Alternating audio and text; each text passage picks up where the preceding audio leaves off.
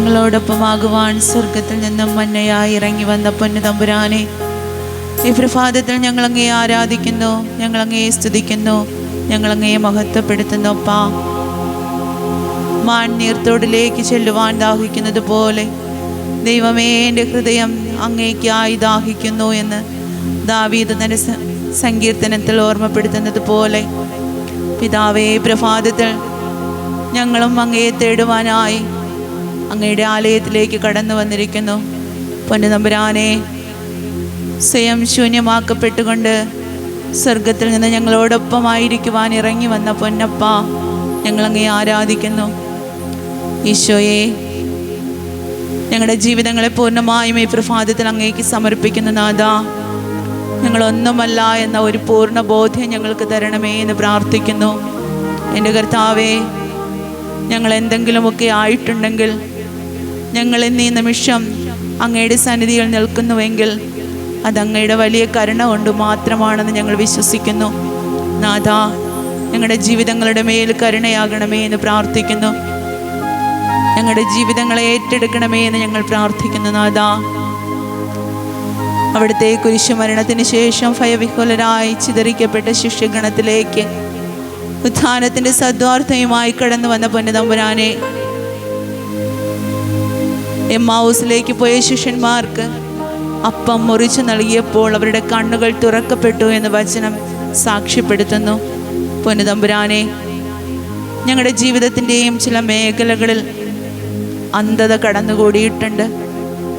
അസത്യത്തെ സത്യമെന്ന് ഉദ്ഘോഷിച്ചുകൊണ്ട് അതിനെ അംഗീകരിച്ച് മറച്ചു പിടിച്ചിട്ടുണ്ട്.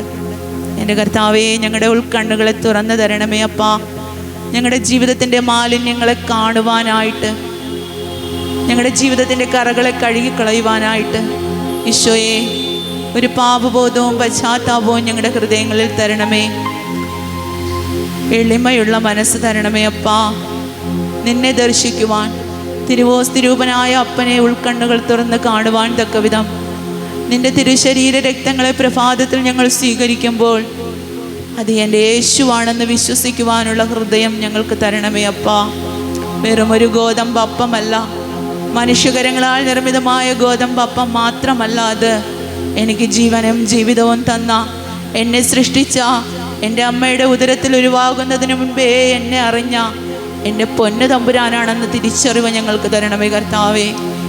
ഞങ്ങളുടെ ജീവിതങ്ങളെ അങ്ങേക്ക് സമർപ്പിക്കുമ്പോൾ എൻ്റെ കർത്താവേ, കുശവൻ്റെ കയ്യിലെ കളിമൺ പാത്രങ്ങളെ പോലെ നീ ഞങ്ങളെ മെനയണമേ എന്ന് പ്രാർത്ഥിക്കുന്നു.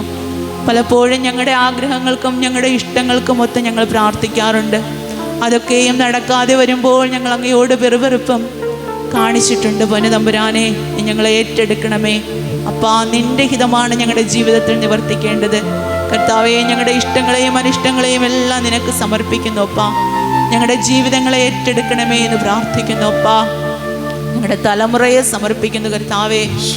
വഴിപിഴച്ചതും വക്രതയുമുള്ള തലമുറയുടെ മധ്യത്തിൽ നിങ്ങളുടെ നിഷ്കളങ്കരായിരിക്കുവിൻ, നിർദോഷരായിരിക്കുവിൻ എന്ന് വചനം ഓർമ്മപ്പെടുത്തുന്നു. അമ്മയപ്പന്മാരുടെ ജീവിതങ്ങളെ ഏറ്റെടുക്കണമേ. ഞങ്ങളുടെ മക്കൾക്ക് മാതൃകയുള്ള അമ്മയപ്പന്മാരായി ജീവിക്കുവാൻ അവിടുത്തെ പരിശുദ്ധാത്മശക്തി ഞങ്ങളുടെ കുടുംബങ്ങളിൽ നിറയ്ക്കണമേ എന്ന് പ്രാർത്ഥിക്കുന്നു. പ്രഭാതത്തിൽ ഞങ്ങളുടെ എല്ലാ കുടുംബങ്ങളെയും, ഞങ്ങളുടെ മക്കളെയും, ഞങ്ങളുടെ ജീവിതങ്ങളെയും അപ്പൻ്റെ കരങ്ങളിലേക്ക് സമർപ്പിച്ചുകൊണ്ട് ഞങ്ങളങ്ങേ ആരാധിക്കുന്നു, ഞങ്ങളങ്ങേ സ്തുതിക്കുന്നു, ഞങ്ങളങ്ങേ